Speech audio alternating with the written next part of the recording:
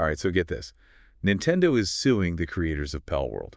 Really? Yeah, Palworld is, it's like one of Pokemon's biggest competitors right now. Oh, wow. Yeah. So, like, you'd think this is just like a classic case of, big company going after the little guy for stealing their ideas. Yeah, that would make sense. Right. I mean, Nintendo is pretty notorious for, guarding their IP. Exactly. Yeah. Especially like Pokemon. A huge franchise. Totally. And like when this whole thing like first started brewing, everyone, like myself included, thought that they were going after Palworld for like straight up copying Pokemon designs. Yeah, I could see that. I mean, some of the creatures in Palworld look like they were ripped right out of a Pokemon game. It's possible. But here's the thing.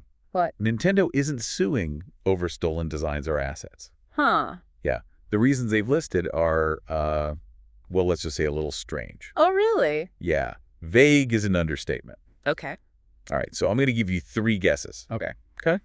Why is Nintendo suing Palworld? Is it because Palworld A, stole creature designs, B, stole in-game assets, or C, straight up copyrighted material? That's tricky. I'd have to say C, probably straight up copyrighted material. Nope. You're wrong on all 3 counts. Get this. Okay. Nintendo is suing Palworld for aiming and firing an item at a character in a field. Wait, you're kidding. That's so generic. Right. It's like saying you can't have a jump button in your game because Super Mario Bros. Did it first. That's crazy. Especially like aiming and firing. That's a core mechanic in so many games. Like think about Minecraft. You throw snowballs at zombies, or like any action game you shoot arrows. Exactly. Okay, so get ready for reason number 2. Okay. Capturing creatures in the wild. That's pretty standard too. I know, right? Yeah. There's tons of games like Slime Rancher that are all about collecting creatures. It's Right. not like a new thing. Yeah. And it gets even weirder. Okay. Reason number 3 for this lawsuit is riding creatures in an open world and being able to like transition between them. Now that one's interesting because like riding creatures, yeah, that exists in a lot of games, but like the specific mechanic of being able to switch between different creatures while you're exploring an open world, I feel like Pokemon kind of made that popular with Legends Arceus. Right. But here's where it gets really bizarre. Okay. 2 of the lawsuit's points, capturing creatures in the wild and riding creatures in an open world, only seem to appear in Pokemon games after Legends Arceus, which came out in 2022. Hold on. So they're suing someone for mechanics that they only just started using. I know, right? It's Yeah. like they're seeing a competitor do something kind of cool and just deciding to retroactively claim it as their own. That's wild. And get this. What? The amount they're suing for Yeah. is a measly $66,000. Seriously. That's literally pocket change for Nintendo. Yeah, it's nothing for them. Yeah. It kind of makes you wonder, is this really about the money or is there like something else going on here? Right. Like, what's the real motivation? It's hard to say. I mean, that amount does kind of make it seem like this whole thing is more about sending a message than actually like getting any money out of it. Yeah, you think it's like a power move? Like Nintendo just flexing and saying, don't even try to compete with us. I mean, it's possible, right?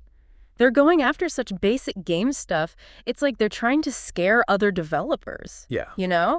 Especially smaller indie studios. Yeah. Like saying, don't even think about making a game that looks anything like ours. That's a scary thought.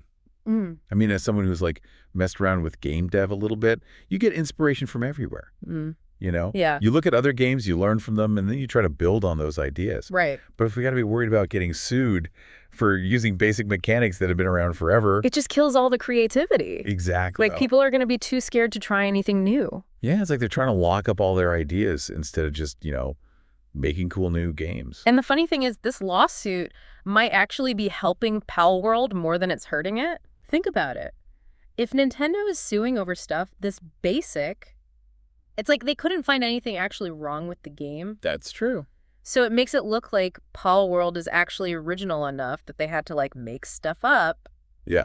It's like free publicity. Exactly. People are be like, what is this game that Nintendo is so scared of?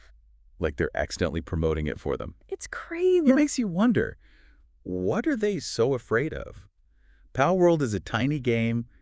It's not going to take down Pokemon. Maybe it's like a bigger industry thing, The lines between like getting inspiration and stealing are getting kind of blurry. Yeah, especially as games get more and more complex.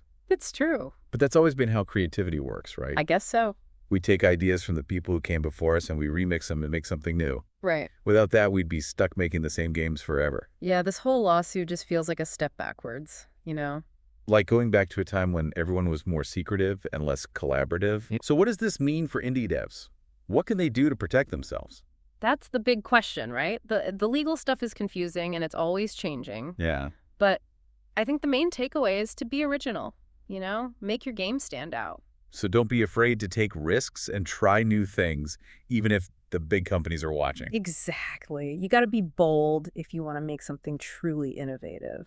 Okay, so to sum up this whole deep dive, it seems like this Nintendo Palworld lawsuit is raising a lot more questions than it's answering. Definitely. There's so much we don't know. The lawsuit is super vague. They're going after really basic stuff, and they're barely asking for any money. It all seems pretty weird. It does. It's like they're sending a warning to other devs, especially the smaller ones, to stay away from anything that looks like a Nintendo game. Even if it's something that's been done in games forever. Right. And we don't know for sure what Nintendo's really trying to do, but this whole thing has definitely started a conversation about, intellectual property and what's okay to borrow from other games. Yeah. And that's an important conversation to have. We got to figure out how to protect people's ideas, but also let developers be creative and make cool new games. Totally. And in the end, the question is, will this lawsuit make people scared to try new things, or will it make them want to push the boundaries even further? It's a tough one to answer. It Yeah. really is. It's definitely something for all of us to think about, especially if you're into gaming and want to see where the industry goes next. Yeah, and this whole thing might seem like just like a one-off thing, but it could have bigger effects down the line. Yeah, how so? Well, it's a precedent, right? Like now other companies might try to pull the same thing. Oh, so it's not just about Nintendo and Palworld. Exactly. It makes everyone think about like where's the line between getting inspiration and actually stealing someone's work. Yeah, that's true. I mean, if Nintendo can sue over something as simple as like aiming and firing, Right. then what's stopping them from suing over anything? It's a slippery slope, and for game developers, especially the smaller ones, it's got to be pretty scary. Totally. Yeah. So where does that leave us? Like if those basic building blocks of games become like super protected. Well, it could stifle innovation, right? Everyone would be too scared to try anything new, and all the games would start to feel the same. Yeah, you're right. It's funny thinking about like how Pokemon itself has changed how it does things. How so? Well, like capturing creatures in the wild. Yeah. That didn't really exist before Legends Arceus. Oh, yeah, you're right. In the older games, you always had to battle Pokemon to catch them. Yeah, but in Legends Arceus, you can sneak up on them and try to catch them without even starting a fight. That's true. That was a big change. It made the game a lot more interesting. Exactly. Yeah. And now they're using that same mechanic to sue another game. It's just strange. Yeah, it feels kind of hypocritical. I mean, it definitely makes you question their motives, right? Are they really trying to protect their games, or are they just trying to squash the competition? Exactly. So what can we do about it? As Yeah. gamers, I mean, if we think this whole lawsuit is ridiculous, is there anything we can do besides just talking about it? I mean, talking about it is a start, right? True. By having these conversations, we can at least make sure people are aware of what's going on and what the potential consequences could be. I guess that's true. But beyond that, is there anything else we can do? Well, we can support the developers who are actually trying to do something new and innovative. So like buy their games and stuff. Exactly. We vote with our wallets, right?